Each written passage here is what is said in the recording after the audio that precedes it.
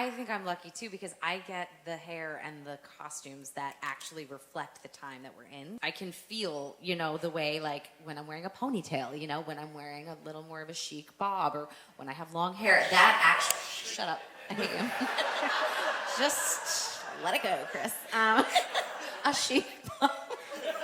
How many wigs do you wear throughout the course of the play? I wear 3, one of which was added the week before we started previews. Was and it that's the when chic I got my bob chic that bob. got added?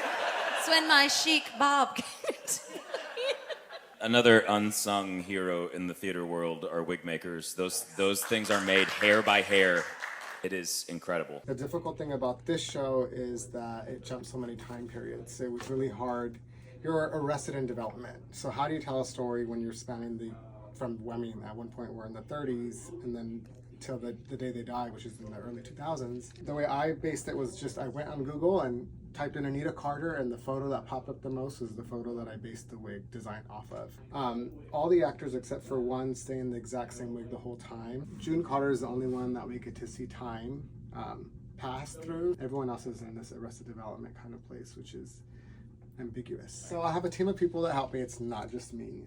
Wig building is a very specific art. We use this tiny little hook. It's called a ventilating hook. And it's like a little tiny fish hook. These were last minute edition wigs that I didn't really plan on having on the show. So this is a store-bought wig, and this much of it, you could kind of see where that line is. This much of it was all me. But yeah, it's definitely a mix. So like the leads hers are all fully hand-tied and ventilated. You can see back here, like, see all the little holes behind. So that's like all hand-tied.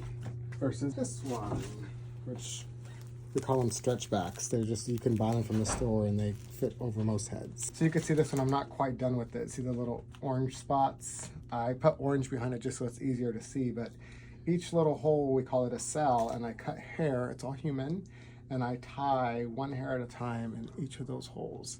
And the idea is that hopefully you don't really notice that they're in wigs, and that would be the greatest compliment, that you don't notice because it just kind of seamlessly blends into their own.